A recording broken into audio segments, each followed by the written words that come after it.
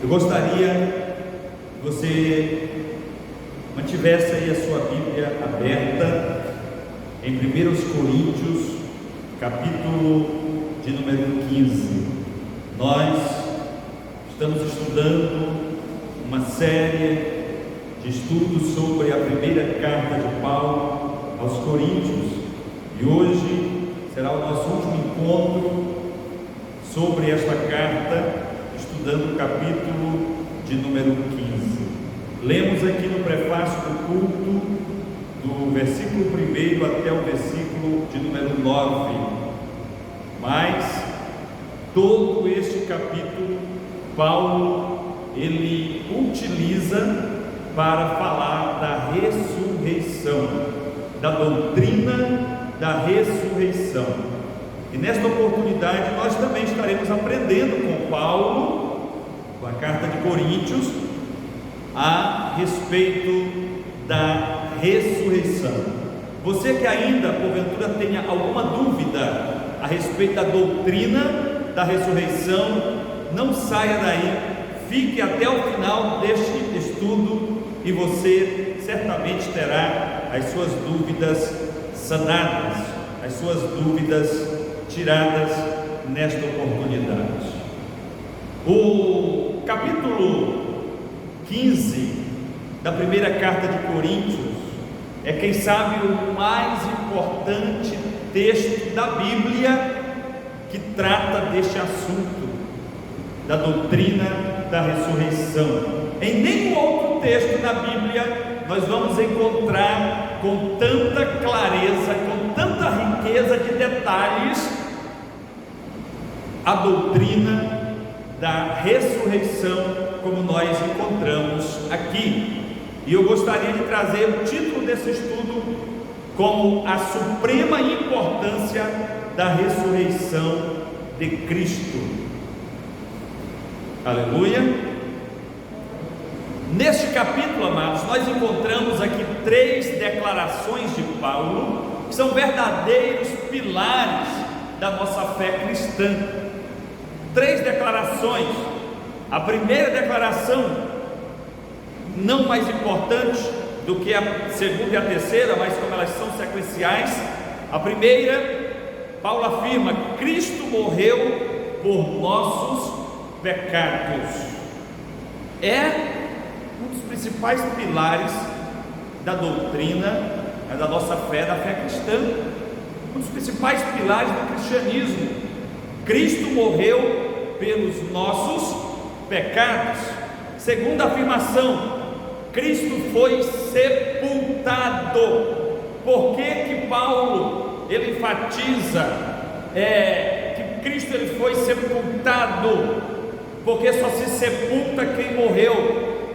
Então aqui é uma certeza de que Cristo realmente morreu. Aleluia! Não se sepulta quem está quase morto ou meio morto, quem está doente. Se sepulta quem já foi declaradamente morto. E Jesus ele foi sepultado. Já que você vai entender por que Paulo enfatizou a respeito de que Jesus foi sepultado, a terceira argumentação de Paulo, que também é um dos principais pilares da nossa fé, é que ao terceiro dia, o que aconteceu? Jesus ressuscitou, conforme as Escrituras do Antigo Testamento havia dito que Jesus ressuscitaria. Louvado seja Deus. O Evangelho ele está pautado aqui nesses 3 pilares. Jesus morreu pelos meus pecados. Jesus foi sepultado como morto, literalmente morreu.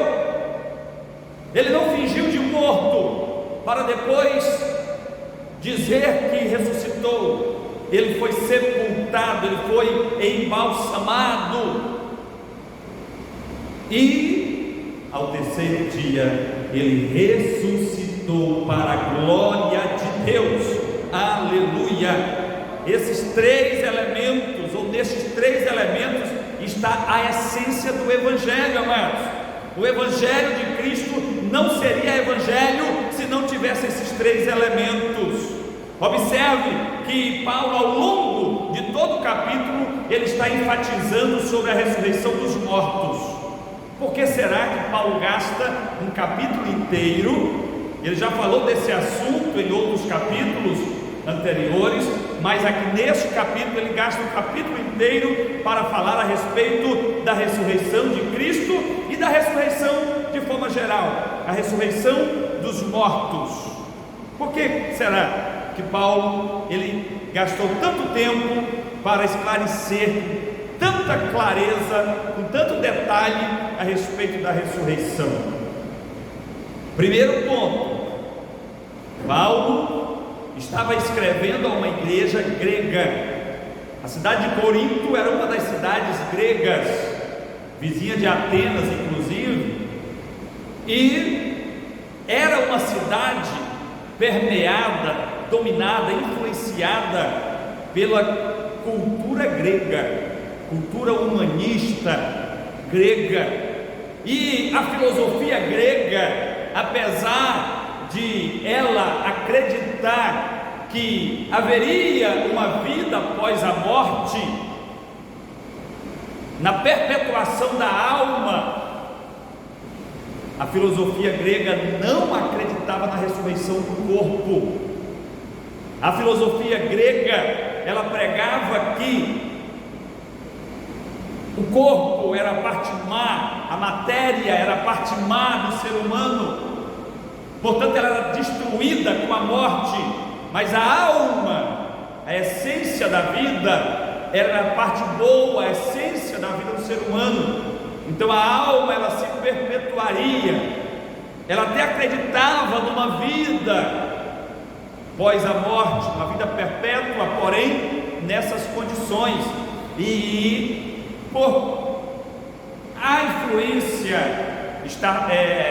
essa filosofia ser tão influente no mundo de então, e principalmente em Corinto, uma cidade que estava ali próximo de Atenas, uma cidade também bastante frequentada e povoada por filósofos. Paulo então ele se preocupa em trazer essa doutrina, porque esta filosofia estava influenciando a igreja. Estava havendo questões na igreja de Corinto a respeito da ressurreição. Alguns já estavam dizendo entre a igreja de Corinto que não haveria ressurreição de mortos, que era impossível haver ressurreição de mortos.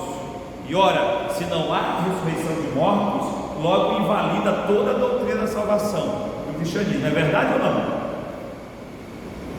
Então Paulo, ele chama a atenção, ele gasta tempo com os coríntios aqui neste capítulo sobre este assunto, exatamente para esclarecer aos irmãos lá de Corinto que se não há ressurreição de mortos, então Jesus não ressuscitou, e se Jesus não ressuscitou, seria uma farsa a nossa pregação, seria vã a nossa fé, e nós seríamos falsas testemunhas de Deus. Então Paulo ele deixa bem claro, bem patente, que aquela filosofia nada mais era do que uma heresia. O que é uma heresia? Uma deturpação da doutrina bíblica, daquilo que Jesus ensinou. Não dá para pensar em salvação ou em redenção sem ressurreição, né? Então os irmãos estavam ali divididos. Paulo ele até afirma aqui nos capítulos, versículo seguinte, que alguns dentre vós dizem que não há ressurreição de mortos. A partir do versículo 12 ele começa argumentando sobre este assunto. Paulo ele divide, ou nós dividimos este capítulo, hermeneuticamente falando, em três partes. Do versículo 1 até o versículo 9, Paulo ele fala da ressurreição no passado, como fato histórico. Ele está citando a ressurreição de Cristo, que já havia acontecido, ressurreição no passado. Do versículo 12 até o versículo 19, Paulo ele fala da ressurreição no presente, como um objeto de fé da igreja. A doutrina da ressurreição precisa ser vivida por nós, precisa ser pregada, ensinada por nós e precisa ser esperada por nós. A igreja precisa viver essa expectativa. Então este é o aspecto presente da ressurreição. E do versículo 20 até o último versículo, número 58, Paulo ele fala da ressurreição no futuro. E nós iremos falar desses 3 tempos. Já falamos do primeiro, estamos falando do presente, mais um pouquinho à frente estaremos falando do tempo futuro da ressurreição.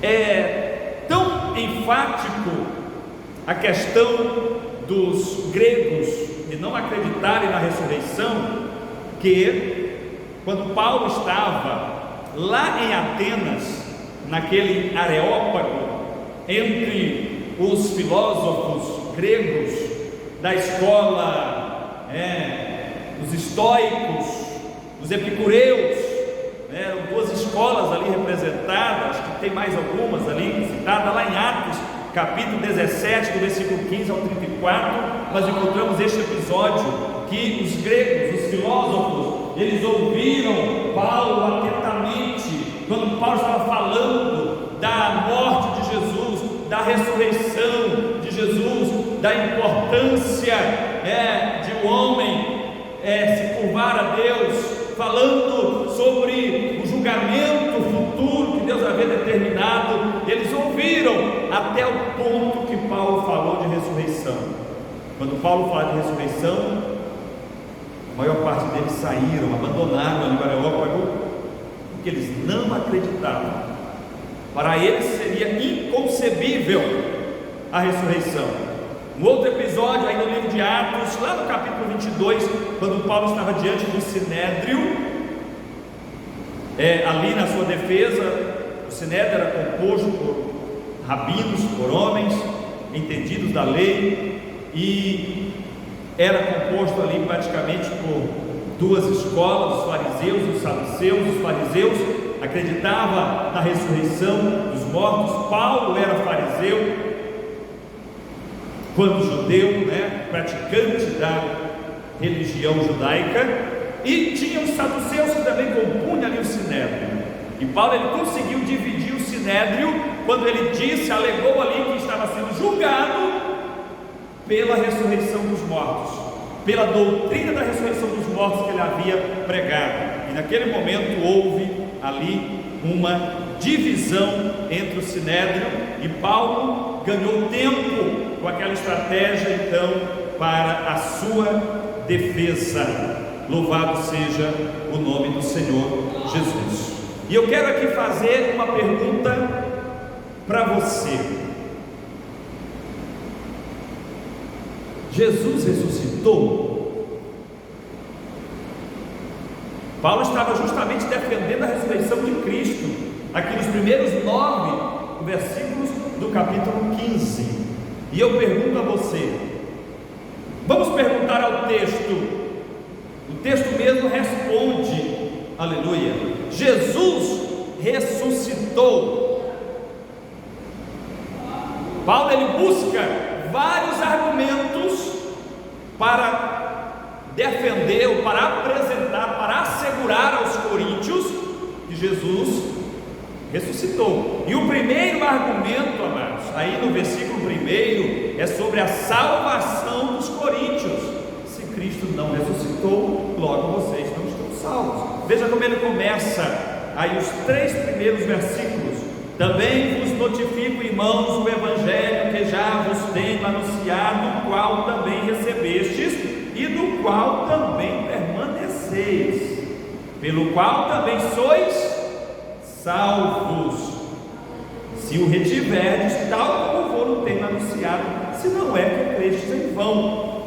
Porque primeiramente vos entreguei o que também recebi, que Cristo morreu por nossos pecados segundo as Escrituras. Basicamente nos 2 primeiros versículos Paulo está aí enfatizando que a salvação da igreja, ela depende da morte de Cristo. Nos versículos 3 e no versículo 4, Paulo está aí ratificando com os acontecimentos históricos, ou seja, da morte, do sepultamento e da ressurreição de Cristo, a nossa salvação, a salvação da igreja. Nós só somos salvos porque Jesus ressuscitou. Jesus poderia ter até morrido, mas se ele não houvera ressuscitado, a salvação não teria chegado para nós. Jesus não teria passado de um impostor, de alguém que pregou alguma coisa que não aconteceria e não teria acontecido, mas Jesus ressuscitou, aleluia. A nossa salvação, ela só foi completa, ela foi completada por Cristo, mediante o ato da sua ressurreição. Louvado seja o nome do Senhor. Segundo argumento que Paulo usa, ele vai buscar nas Escrituras. Observe aí no versículo 3, que ele diz que Jesus ressuscitou segundo o quê? Segundo as Escrituras. Essa expressão, segundo as Escrituras, é o mesmo que eu dizia assim para você: conforme o Velho Testamento havia afirmado que ele ressuscitaria. Para ficar bem claro aqui no nosso português, Jesus ressuscitou conforme as Escrituras, ou seja, do jeito que as Escrituras diziam, ele ressuscitou, aleluia. E nós temos várias referências bíblicas que afirmam que Jesus ressuscitaria ao terceiro dia. Terceiro argumento, Jesus busca testemunhas oculares. Ele começa aqui a enfatizar que Jesus foi visto por muitas testemunhas, diversas testemunhas. Ele fala que Jesus apareceu primeiro a Pedro, depois apareceu aos 12 apóstolos. No versículo 6, ele afirma que Jesus apareceu para mais de 500 irmãos, os quais a maioria ainda viviam quando Paulo escreveu a carta aos Coríntios. Ele diz: alguns já morreram, mas a maioria ainda vive. E depois ele diz que apareceu a Tiago, e por fim ele diz que apareceu a ele próprio, Paulo, aleluia. Ele diz, usa até o termo como a um abortivo, porque Paulo ele não se achava digno de ser chamado apóstolo, ele não se achava digno de ser um apóstolo, porque ele havia perseguido a igreja de Cristo. Ele havia sido testemunha da morte de Estevão, o primeiro mártir da igreja. Ele havia pegado cartas para sair de cidade em cidade, prendendo, perseguindo, arrastando para as prisões e para os tribunais aqueles que criam nesta doutrina, a doutrina da ressurreição. Então Paulo havia sido um grande perseguidor desta doutrina, por isso ele não se achava digno, e ele diz que Jesus apareceu para ele como a um abortivo, alguém que não seria digno nem de ter nascido. Louvado seja o nome do Senhor. Então Paulo usa vários argumentos para provar que Jesus ressuscitou, aleluia. Paulo ele não foi buscar argumentos científicos, mas ele foi buscar argumentos lógicos, ele foi buscar argumentos históricos, e ele foi buscar também argumentos de testemunhas oculares, pessoas que viram, que se encontraram com Jesus e poderiam testemunhar de fato que Jesus havia ressuscitado. Uma outra pergunta muito comum entre os coríntios era a seguinte: como nós iremos ressuscitar? Qual a qualidade do corpo que nós ressuscitaremos? Visto que muitos morrem de mortes trágicas e o corpo é desintegrado. Paulo ele busca responder também estas questões. No versículo de número 35, por exemplo, do nosso texto, Paulo afirma o seguinte: mas alguém dirá: como ressuscitarão os mortos? E com que corpo virão? Ou seja, qual a qualidade do corpo desse indivíduo? A qualidade do corpo, amados, é um corpo glorioso, é um corpo espiritual, aleluia, é um corpo magnífico. E eles se questionavam: mas como isso pode acontecer? Como isso pode ser possível? Paulo, do versículo 36 ao 38, ele usa a analogia da semente, e ele diz: ó insensatos, porventura, quando nós lançamos uma semente na terra, é a semente que nasce, é a semente que aflora, ou ela não precisa primeiro morrer para dar origem a um corpo, a um outro corpo, a um corpo, vamos usar aqui a expressão, um corpo glorioso? Paulo afirma que a semente ela não nasce se ela não morrer primeiro, e ali ela morre, e a partir dela é gerado a planta, é gerado a árvore, e daí vem os frutos, não é verdade? Então Paulo ele faz essa analogia para explicar, para os coríntios não se preocuparem com que morte haveriam de morrer, ou com a qualidade do corpo que haveriam de ressuscitar, porque da mesma forma que a semente ela morre, ela entra num estado de decomposição para dar a origem a uma planta bonita, a uma árvore frondosa, nós também seremos semeados um corpo animal, diz Paulo, e ressuscitaremos um corpo espiritual. Louvado seja o nome do Senhor. Não se preocupe se você nem tiver corpo quando morrer, como muitos por aí não têm a oportunidade de ser velado pela família, ou de ser sepultado, ou de ser cremado, Nós temos aí hoje a prática da cremação, muito comum no mundo e já no Brasil também.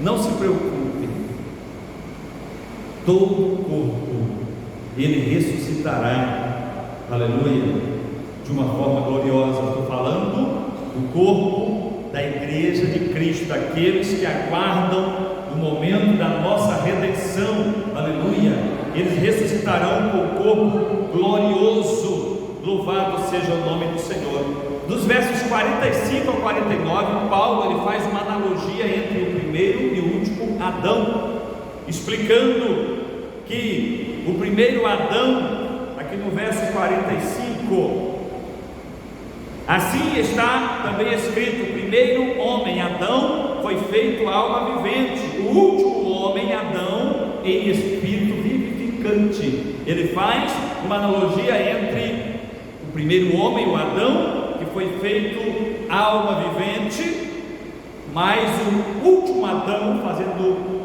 apontando para Cristo, ele se fez espírito vivificante, aleluia. E ele diz: está escrito. Ele faz uma apanhada das escrituras para fazer esta afirmação. Versículo 36, aliás, versículo 46: mas não é o primeiro o espiritual, senão o animal, depois o espiritual. O primeiro homem da terra é terreno, o segundo homem, o Senhor, é do céu, aleluia. Paulo está afirmando que a origem do Senhor, a origem de Cristo é do céu. Versículo 48: qual o terreno, tais são também os terrenos, e qual o celestial, tais também os celestiais. Ou seja, Paulo está dizendo que neste corpo nós somos como o primeiro Adão. Tal como o Adão terreno, nós somos homens terrenos, mas na ressurreição, tal como Adão espiritual, Jesus, nós também seremos varões espirituais para a glória de Deus. Louvado seja o nome do Senhor. Certa vez, alguém tentando Jesus, propôs-lhe ali uma questão, uma parábola, dizendo a respeito da ressurreição dos mortos, de um homem que havia tido várias mulheres, aliás, de uma mulher que tinha casado com vários homens da mesma família, morria, dava-se o outro filho menor, aquela mulher, mas este também morria, dava-se o outro filho menor, até ter acabado todos os varões. E os tentadores perguntaram para Jesus: na ressurreição, ela será mulher de quem?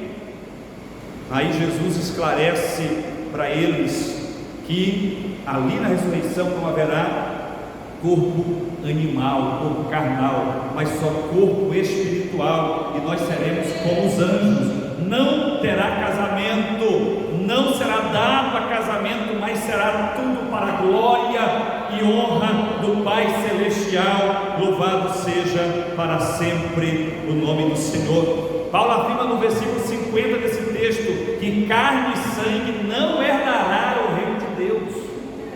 Não se preocupe, este corpo carnal não herdará o reino de Deus. Para herdar o reino de Deus é necessário receber um corpo espiritual, um corpo glorioso.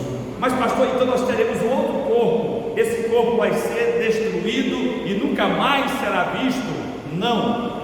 Neste mesmo capítulo, Paulo afirma que nós, os que morreram em Cristo, ressuscitarão primeiro, e já ressuscitarão neste corpo glorioso. Ou seja, esse corpo pecador, esse corpo animal, esse corpo carnal que foi enterrado e decomposto pelas bactérias da decomposição, misturado ao pó, não importa quantos milênios ele foi sepultado, desde o primeiro crente Abel que morreu, ele ressuscitará, aleluia. O corpo de Abel ressuscitará e tomará uma forma gloriosa, uma forma espiritual. Louvado seja o nome do Senhor. É a ressurreição, literalmente, amados, irá acontecer, a exemplo do que aconteceu com Cristo. Cristo, ele ressuscitou com o corpo. Cristo não era uma alma, Cristo não era um fantasma, como alguns creem por aí que existe fantasma. Cristo, ele ressuscitou em um corpo, apesar de ser um corpo espiritual, mas era um corpo. Ninguém toca no espírito, um espírito não come, e Jesus se deixou ser tocado, ressuscitado, ressurreto, e Jesus também comeu na presença dos discípulos. Então Jesus, ele ressuscitou com um corpo glorioso. Da mesma forma, nós ressuscitaremos com o corpo glorioso. A partir do verso 51, Paulo começa a explicar como se dará o processo da ressurreição dos santos. Eu gostaria de ler alguns versículos a partir do 51 com você. Eis aqui vos digo um mistério, aleluia. Na verdade, nem todos dormiremos, ou seja, morreremos, mas todos seremos transformados. Porque Paulo afirma, na verdade, nem todos morreremos. Ele está fazendo aqui uma alusão à igreja do arrebatamento. Se Jesus voltar agora, nós não teremos morrido para ressuscitarmos, então nós não ressuscitaremos, nós seremos transformados, vivos, aleluia. É por isso que ele usa a expressão, nem todos morreremos, mas todos seremos transformados. É impossível acessar o céu se não for transformado em um corpo de glória. No versículo 52, no momento, no abrir e fechar de olhos, ante a última trombeta, porque a trombeta soará e os mortos ressuscitarão incorruptíveis e nós seremos transformados. Ressuscitarão incorruptível quer dizer num corpo espiritual, num corpo glorioso, num corpo semelhante ao corpo em que Cristo ressuscitou dos mortos, e os que estiverem vivos serão imediatamente transformados e serão assuntos aos céus, subirão aos céus mediante o soar da trombeta do Senhor. Versículo 53: porque convém que isto que é corruptível se revista de incorruptibilidade. Paulo está falando da matéria, do nosso corpo que é corruptível, do nosso corpo que é falho, do nosso corpo que é tendencioso ao mal, ao pecado, aos prazeres. É necessário que isto que é corruptível se revista da incorruptibilidade, e o que é isto que é mortal se revista da imortalidade. Aqueles que ressuscitarem nunca mais conhecerão a morte, nunca mais verão a morte. Louvado seja o nome do Senhor. Esta morte que hoje nos arranca lágrimas, esta morte que hoje parte o nosso coração, essa morte que hoje dizima famílias e nações inteiras, nunca mais ela será provada por aqueles que ressuscitarem em um corpo glorioso. Louvado seja o nome do Senhor. E quando isto que é corruptível se revestir da incorruptibilidade, e isto que é mortal, diz o versículo 54, se revestir da imortalidade, então cumprir-se-á o que está escrito: tragada foi a morte na vitória. Aleluia. Esta é a nossa esperança, amados. A maior esperança da igreja, aleluia, é a nossa redenção, é a redenção do nosso corpo. É este momento em que nós seremos transformados e arrebatados aos céus, ao encontro do Senhor, aonde estaremos ali, sendo entregues na mão do noivo, na mão do Senhor, aleluia. A igreja com a noiva adornada, aleluia, imaculada, para o seu noivo, para o seu esposo, a igreja do Senhor de todos os tempos, desde o crente Abel até o último crente que morrer antes do arrebatamento, e aqueles que estarão vivos e forem arrebatados e transformados estarão sendo entregues ao noivo, e ali acontecerá a mais longa festa na história da igreja, chamada de as bodas do Cordeiro. Aleluia.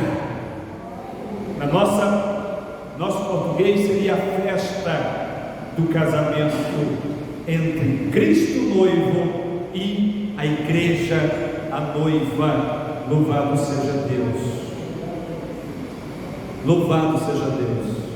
Olha o que diz o versículo de número 57. Mas graças a Deus que nos dá vitória por nosso Senhor Jesus Cristo. Portanto, meus amados irmãos, versículo 58, sede firmes e constantes, sede abundantes na obra do Senhor, também que o vosso trabalho não é vão. Ou seja, sabendo que o vosso trabalho não é vão no Senhor. Sede firmes, sede perseverantes, sejam abundantes na obra do Senhor. Ou seja, sede vigilantes, estejam atentos, aleluia, estejam atentos e prontos a servir no reino, na obra, porque o trabalho não é vão, aleluia. Portanto, queridos, se nós vivêssemos o Evangelho esperando apenas nesta vida, ou se nós não estivéssemos aguardando o arrebatamento, a transformação, a ressurreição dos mortos, não teria sentido a nossa fé, seria vã, seria vazia, seria tais quais outras doutrinas vazias por aí, que as pessoas se sustentam, aguardando aí algo melhor do outro lado. mas só haverá algo melhor do outro lado, para aqueles que ressuscitarem, que fizerem parte da primeira ressurreição. Louvado seja o nome do Senhor. A primeira ressurreição diz respeito àqueles que ressuscitarão para a glória de Deus, que ressuscitarão para a vida eterna. Aleluia. A segunda ressurreição, que nós entendemos que já será no final do milênio, quando o Senhor aniquilar, colocar por escabelo dos pés todos os inimigos de Cristo, ela será para a condenação eterna, para todos aqueles que não fizeram parte da primeira ressurreição. Portanto, eu quero te convidar a se preparar para a ressurreição dos mortos, para a primeira ressurreição, porque só ouvirá o soar da trombeta de Deus aqueles que dormirem em Cristo, aqueles que forem fiéis a Cristo, que entregarem suas vidas a Cristo, que negarem o pecado, que negarem o mundo, que abandonarem todas as práticas e prazeres mundanos e servirem a Cristo como Senhor e Salvador de sua vida. Portanto, eu te convido, você que ainda não entregou a sua vida a Jesus, a confessar a Jesus como teu Senhor e Salvador, a entregar o teu caminho ao Senhor, e estar certo de que vai passar pelo processo da transformação do corpo, seja ressuscitando, se Jesus voltar, se você estiver morrido, seja sendo transformado, se você ainda estiver vivo, durante o arrebatamento da igreja, que nós cremos que não tarda a acontecer. Prepara-te para te encontrares com o Senhor teu Deus. Que o Senhor te abençoe e te dê graça. Amém. Glória a Jesus.